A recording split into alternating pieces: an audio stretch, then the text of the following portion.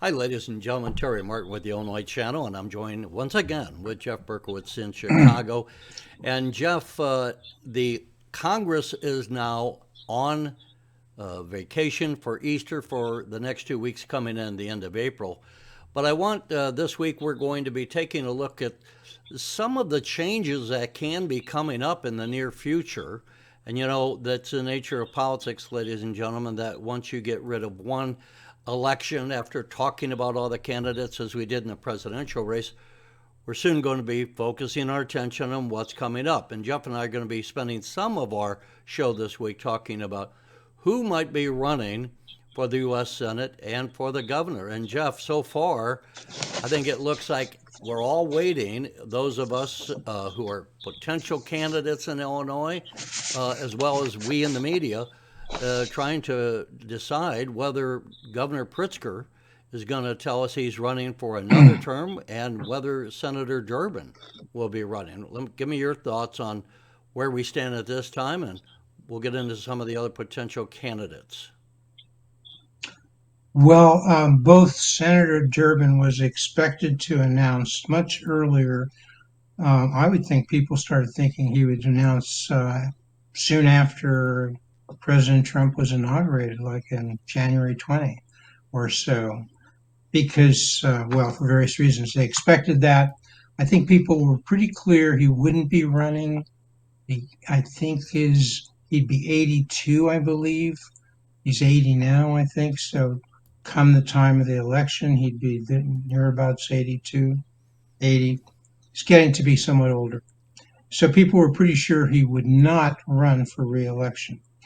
But lately, in the last weekend, he said one, he'll be announcing in the next few weeks.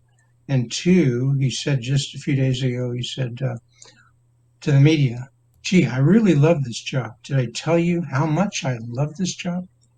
So, sort of a buzz. Maybe he's having second thoughts.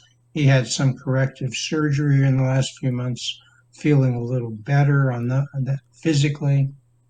The short, I think people would say he probably won't run, but it's up in the air, and it's likely he will tell us by the end of April. That's the short of it. And and at the same time, people were expecting Pritzker to announce, and he's put that off for a while. But he said recently he'll Maybe essentially they're just announce by the end deciding of they'll April. come back after April. Maybe they thought, since everything is going to come to a grinding halt for a couple of weeks here, the Right. Congress is out, the legislature is taking their break, that they just thought, look, It's I'll kind of sit on the decision and go forward. And then we'll maybe be hearing it's then basically in May, because it takes so much money when you're talking about running for the U.S. Senate, and so much money. I mean, these Senate races now go up to like $100 million in some cases. The recent run in South Carolina hit $100 million. It well, we wouldn't expect the general election well, and in the unless things general, but change my dramatically. point is That these won't be the people who case are, in might Illinois. run need to know so they can get started on fundraising and form a campaign, and you just can't do this at the last minute. So Well, when we start with the Senate, let's start with the Senate race, and there people seem their Democratic Party and the people who are gunning and ready to run for the U.S. Senate, and those people are known. They're just waiting for Durbin to say he's not running again. None of them wants to say they're going to run if he's running. Nobody wants to sound like they're pushing him out, so they've just been holding up. But in the last week or so, a push poll, I would say almost surely, a poll came out on Democrats who would replace or run to replace Dick Durbin for the U.S. Senate. And it sounded to me like this was a push poll put out or commissioned by Congresswoman Lauren Underwood. hmm. I won't go into all the details, but it just sounds like if she had commissioned it. It came out with Now I should add she she has no visibility downstate. So maybe she doesn't need it. There's so many votes in the Chicagoland area, and now even DuPage right. is more blue than red.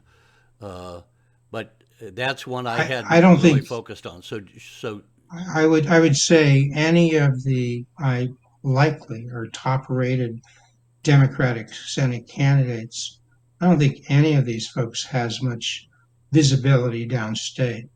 It's all an upstate thing, and they just assume they'll deal with it, and they'll maybe one or two do a little better than somebody downstate. But this is going to be decided initially by they think upstate. So anyway, the candidates are in this poll. There were four of them, so they didn't have a few. We'll come back to them. But the poll had Lauren Underwood, Raja Krishnamurthy, who's a congressman. He's been a congressman for 8 years in the 8th Congressional District. Had worked a lot with Obama. Lauren Underwood was favored by Obama, so they both have, although those two have strong Obama connections. Robin Kelly, who's been a congresswoman for a number of years from the south side of Chicago, south side going into the south suburbs. And then the current Lieutenant Governor, Juliana Stratton, obviously expected to have support from Governor Pritzker. So those are the four in the poll. And in that poll, which I said sounded like it had been commissioned by Congresswoman Now, why Underwood, do you say sounded that? like it was a well, because she does not have that much name recognition, and in this poll, she came out in the low 30s with Raja Krishnamurthy, and two, then when they took Robin Kelly um, out of it, I guess, and told people a little bit more, they give it a little bit more information. It sounds like Underwood. I haven't seen the poll. This is only what's reported. Underwood did a little better. So that's a sign of a push poll where they say, well, let's give a little bit more information positive about Lauren Underwood, and suddenly Underwood's doing better. Um, Let me throw a name anyway, out, by the way. I'm going to throw you off your pace here, but what about Rahm Emanuel? Is he done, or could he come back? Because it seems to me, Illinois being a blue state has a lot of potential candidates. Uh, but I'm just trying to think who would be a candidate that isn't just that has more name recognition. And when you name, as I mentioned earlier, Congresswoman Underwood and Raja Krishnamurthy, who I've known from past elections, but they don't have a lot of name recognition. Now, a guy like Rahm Emanuel would. I mean, have you heard anything about him, or do you think he's no longer interested in elective no, office? he's come back. He's made the grand entrance here in Chicago. He's been making the rounds. He's been speaking to various groups, and people are even mentioning maybe he could run for president in 2028. He Well, seems to I mean, think he's given the rehabilitated. dearth of good candidates in the Democratic side to run for president, I could see because he was a former White House chief of staff, former congressman, and obviously the mayor of Chicago. So while everyone who runs has some baggage, at least I could see that he might be appealing both to some of the more moderates and conservatives that are left in the Democratic Party, but also I think the liberal wing would probably go for whoever the Democrats put up. Well, remember he had to exit the scene. He was mayor from about 2011 to not about but 2011 to 2019. Selected in 2011 to serve through 2019. And when he was looking at going for a third term, 2017, 18, in the run up to the 2019 election, he had that Laquan McDonald incident in 2016, I think. Actually, I think the event happened in 2014, but it kind of hit the fan in the news more by 2016. And there were hints of a cover up, hints that he had, in the election that was 2015, when that was coming up, there were hints that he kind of covered up some of this stuff that was coming out about the shooting that by Laquan McDonald by Well, a the question is policeman, though, and is that therefore still going to be a factor that's the point. The in point two is years? he didn't feel he could run for reelection in the 2019 election, so he didn't. He dropped out. He just didn't run in 2019 for reelection because it looked so bad. He just I don't know chickened out. I guess that's the only word. Now that was 2019. We're now in 2025. He became an ambassador to Japan. He was kind of exiled. He was out of the scene for a while. Have people forgotten that negative image from the Laquan McDonald incident, which a lot was in the Democratic Party? They were not happy with him. They didn't feel he'd been so progressive in the handling of that issue. Whatever. Has he made amends? Now he's come back and he's been talking more like a Bill Clinton Democrat. Been saying things like, "Stop talking about bathrooms, start talking about classrooms." This from a guy who CPS did not perform. The Chicago Public Schools did not perform all that well when Rahm Emanuel was a two-term mayor, and he says, "Stop talking about bathrooms and trans issues, start talking about classroom and improving education." That's the kind of thing Bill Clinton in the 90s would do. Bill Clinton was kind of a current, people would say, a conservative Democrat. Wasn't at all woke in the 90s, Well, let's focusing on take a look at education just and things before we like get that. off because we want to move on to some of the others. But here's Alexei Giannoulias, some of the other people that might run. Of course, Secretary of State in Illinois. There's also Treasurer uh, Mike Frericks, and Mike Frericks has been the state treasurer for a number of years, so we could see what happens there. And possibly, but maybe not as likely, we have the Attorney General Kwame Raoul. I would say that Kwame Raoul might more likely be, if he runs for anything, a candidate for governor rather than for the Senate. So, Well, actually, he was rumored, I think, to be possible candidate for the Senate, and he has said he's not running for anything else. He thinks he has his most impact in the office of Attorney General. Now, people change their minds sometimes. Sometimes people are coy, but those are his words in the last month or well, two. we often Okay. say that attorney generals are governors in waiting across the United States. When Hmm. you look at people, what did these governors do before they became governor? In quite a number of cases, they had served as the state attorney general and moved up to the governor's race. So uh, Kwame, I believe, is in now his second term. But anyway, that's And I another. will say, in relation to the names you've thrown out there, Alexei Janulius, for example, several months ago, when people were talking about who would run to replace Brandon Johnson, who right now he's the mayor of the city of Chicago, and after 2 years, Brandon Johnson's approval rating is about 6%. Right. Hard to imagine a lower rating It's than hard to Brandon imagine he Johnson, would even run again if his favorabilities are that low. but you can damn well bet he would run again and he will run again, but that's a whole other So discussion. you saying But the that point what that is, Kwame would run or that Alexei would no, run no, for no. The mayor of point is, Chicago? a few months ago, yeah, Alexi Janulius, when people were really talking about mayor, which they've been talking about less in the last month or two, more in the Senate, Alexi Janulius and Susana Mendoza were mentioned prominently of running for either the Senate or for mayor. And if the thinking was if Durbin didn't run for reelection, the names that were mentioned most to run for the Senate and the Democratic side, Susana Mendoza and Alexi Janulius. And if Durbin did run for reelection, well, then they would run for mayor. That's what the word was a few months ago. In the last, as I mentioned, this recent poll didn't have their two names in that polling, but it had the four names I mentioned. Is it just because, as I said, it may have been a push pull and they kind of wanted to push those two out of there? Who knows? Well, let me say the But the point Republicans. is, Go ahead and wrap up your idea. I yeah. want to move along. Well, so that's on the Democratic side.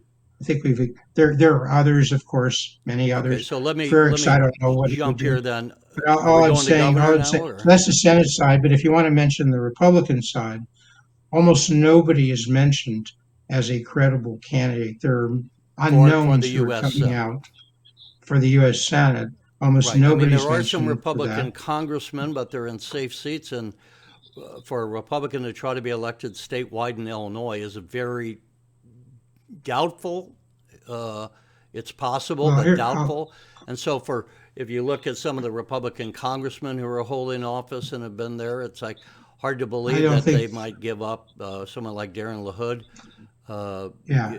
whose father was a longtime It's a risky congressman. bet to run for statewide office in general as a Republican, even more so on the Senate side than on Well, the let me governor bring side. up here someone you have, in fact, this interview, this photo of, this is Richard Porter. Again, another person that doesn't have at this time a lot of name recognition. But Richard Porter is a big time attorney who's now, I think, no longer practicing, but he could be a potential candidate either for governor or for the Senate on the Republican side. And while a lot of people, maybe voters, haven't heard of Richard Porter does have some big time connections across the country. He was a Republican committeeman, National Republican committeeman for Illinois. He also had worked with Elon Musk and Peter Thiel when they were selling PayPal that they started to, well, when they were selling it, he was negotiating that deal. So when you have connections to pretty close connections and associations with two billionaires, it does tend to help in the fundraising category. But what do you think of Mr. Porter? I think he is the top candidate of any candidates, and we've got a few, we'll go through them, but of any candidates who would be credible, who have name recognition. He's not run for office before, some of the others have, but he's got name recognition, and he's been active in the Republican Party for quite some time here in Illinois. He's known, he's the RNC, the Republican National Committee member for, I don't know. It's supposed to be an 8 year thing. It seems like he was there 12 years or longer. So he's known well nationally. And you mentioned money. He's got some of his own. He was until recently he had been a partner at Kirkland and Ellis, which is the largest law firm in the world, at about 4,000 attorneys worldwide, dozens of offices across the country and across the world. So there's a lot of outside money that would come in that he could tap to support him. He's knowledgeable about the issues. He was a whiz kid he was in the I guess was going back to the George Herbert Walker administration.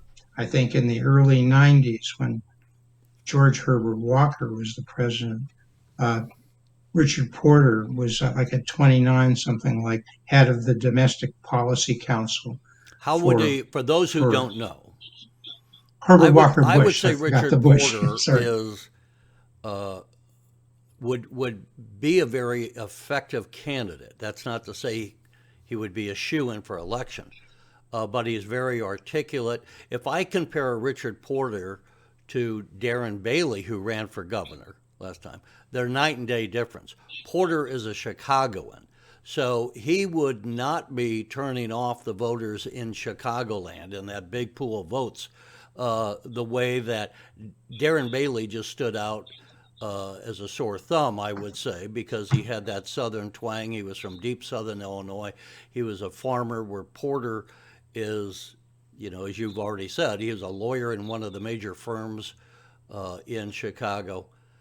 It seems my argument would be that not only does he have the ability to raise money, not only is smart, not only has he done a lot of work within the Republican Party, both within Illinois and nationally, uh, but he is an articulate, smart candidate who I could see a lot of moderates, if they're looking to get someone besides another person on the far left in the Democratic Party, that he might attract votes from across the aisle, at least the independents as well as the Republicans.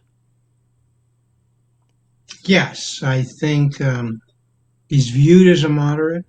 Um, I in 2022 in the 2022 election in January 21. I'd have to go back and look at this, but we did a two-part interview with him. So, and he was thinking about running in that election, the 2022 election. He told me at that time in January that he would decide in June. He didn't decide. He did decide in June not to run, but but the point is, he knew the issues then. He'll know the issues now. He's a very polished guy. He's a thoughtful guy. If anybody in the Republican Party would have a shot, anybody who's known now, have a shot of bringing over some persuadable, some moderate Democrats, Now, Richard Porter would come wasn't to Porter, mind. because you interviewed him, the photograph we showed of Richard Porter was from a previous Right, interview. Wasn't he considering at that time running for governor and then he decided not to? Would he go right. for governor again if Pritzker, and this is, we can only speculate at this point, but if Governor Pritzker announces that he is not running again because he wants to be available to run for president, would then Porter, in your estimation, what is your guess, would Porter then decide to go for governor? Well, yeah, I'd say right now, I've talked to him and he hasn't wanted to say it to me, but my operatives tell me, who may know more than I know, that he's probably 80-20, 80% Leaning likely towards to running. run. Number one, leaning towards running and most likely running for governor as opposed to the Senate. They haven't said, but I'm sure part of that consideration, it's a much easier run if JB, some think, I disagree, but a lot of people, he might think it's an easier run if Pritzker doesn't run because all that money, almost $4 billion now in net worth, moves out. Pritzker would give some money to whoever the Yeah, that's a candidate good is, point. but he spent hundreds of Porter millions can on raise his a lot own of money, race. but not it's if you're running against a Not 300 multi-billionaire, it's million, a yeah. little difficult.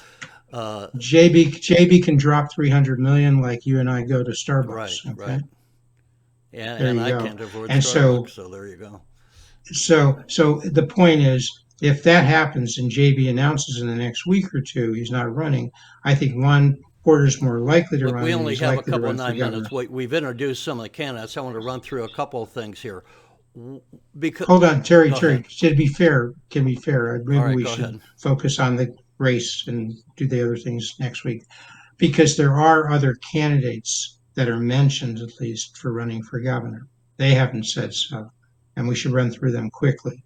Jeannie Ives ran in 2018 for governor in the Republican primary against the incumbent Bruce Rauner. And at 700,000 Republican primary voters, she came very close, within 20,000 of winning, something like 360,000 for Rauner, 340,000 for Jeannie Ives. And that race was put together and starting in October, which is pretty late to start a race. So she's quite conservative, quite articulate, quite knowledgeable about the issues, and she's one tough I would candidate. say Janie is So that's probably more conservative than Richard Porter. probably. And And we should just given that, mention and I've interviewed Jeannie Ives for well over a decade when she was a state legislator. But it's hard to well, say I in this mentioned that. state with so many, again, Democratic Right. voters. I think the question then would be which person would be, for the Republicans, would be most likely to be able to win a general election. Now, did you have anyone else that you Well, wanted to mention in the Republican? yeah, and let me just say between Porter and Ives and the others, and mention about Porter. Some people say because Porter is so much of is perceived as an establishment candidate, he may have more trouble with the grassroots who tend to be I'm sure some anti-establishment. would label him as a Jeannie has rhino. less of that problem. Between those two, Ives certainly has less of that problem. So then the question So, would be between Jeannie Ives, if she ran, and she has not indicated at this point that she would, but if she were to run, then it would be who could win the Republican well, nomination. let's round out the field. And we can do that quickly. I know we only have a few minutes left, but other names that are mentioned who would be credible candidates, and there are a bunch who are mentioned who I think wouldn't Let's be, get so to we're not them. going to go through them. The credible candidates, Jesse Sullivan. I've contacted Jesse. He's not gotten back to me, doesn't want to say now, but there's a candidate to be quite credible. He ran before in 2022, first time running, young guy, nice looking family, nice looking guy, articulate and thoughtful, got 16% of the vote, tied with Richard Irvin at 16% each. Remember, Irvin was the candidate, Ken Griffin fell apart and collapsed relative to Darren Bailey, who got about 60%. So Sullivan is certainly a possible candidate and would be credible. Early on, he got $10 million from two different donors, so he had money. He All right, could who probably go else? back. Who else do we? Darren Bailey has said he wouldn't run again, but lately people are saying he might. He certainly has a I lot of name I recognition, as would you point out, opine downstate. that I think Mr. Bailey has kind of shown that he wouldn't be acceptable by the in a general election to voter because he didn't even come Right, but close. that doesn't stop a lot of No, but primary he also voters ran from voting against for him. one of the congressmen, Mike Boss, down and lost that effort to be the Republican And the congressman. rumor is he thinks he might want to come back and try again because that was pretty close. But so Darren might rather run for that than run for governor again. Okay, so in addition to Sullivan and Bailey, there's a name, Todd Ricketts. And Todd, I think my operatives tell me, I haven't asked him, is unlikely to run for a variety of reasons. But Ricketts is part of the Ricketts family, which owns the Chicago Cubs, which was comes out of Joe Ricketts, who started E-Trade. So there's money in the family, there's name in the family. Todd Ricketts also has a I believe his national brother is the connection. governor of Nebraska, isn't it? Is he? That's right. Well, I think he was the. I think he's the A senator senator now, now. a He farmer. was So the you're right. governor. Yeah, He was the right. governor. He went from governor, if I got this Yeah, right, to you're right. You're senator. right. He's in the He is the U.S. senator Senate. right now. That's Peter So Ricketts. also, So it's Peter, a I mean, there would be some support from around the country with those connections to well, one raise other money. connection to throw in quickly. He was the chair of the We Republican only have about two National minutes, so if Finance there's any Committee. other name you want to get in, let's get to it. I think those. I think for governor, we said Porter, we said Ives, Ricketts, Sullivan, Bailey. Sometimes people mention LaHood. Again, I think that's kind of a risky move. Congressman Darren He's probably LaHood likely in to stay for Peoria area. Congress. There's a guy by the name of Dave Nyack who said he might run for either governor or senator. Strange, a year ago he ran in a Democratic primary for state senate. But I If I think would we've just say now exhausted the that the names. Republicans have 53 Senate seats and the vice president's vote, they're in pretty good shape in controlling the Senate. The governorship, if the Republicans were able to elect a governor, that would be huge for the Republican Party, uh, who has just been decimated in Illinois. It would be huge to rebuild the Republican Party. It would be good for giving the Republican members of the state legislature and the state Senate there, giving them some leverage. If you had a Republican governor who could say, no, I'm going to veto these bills that the Democratic legislature with their supermajority passed, it would be a whole new ballgame than what we have had under Governor Pritzker and with the Well, Democrats controlling well, let me just overwhelmingly say in both. closing, we're almost closing. Strategically, the National Republican Party, some of those folks think Illinois has some potential, at least on one or two House seats. They're looking around the whole country. If they The can pick up a potential to seat pick or up two some here and a seat or congressional two there, seats in they Illinois, is want that to. what you're saying? And no, yeah, right in Illinois, because they want to Okay, we only got buttress, about they want 30 to seconds, strengthen so is that they want to strengthen their mark. So I'll just say this: J.B. Pritzker is a lot weaker than people perceive. His performance has not been good. He's got a lot of money, has not improved education, not improved pensions, not improved crime, not improved the economy. He's a candidate who could be beat, notwithstanding his money.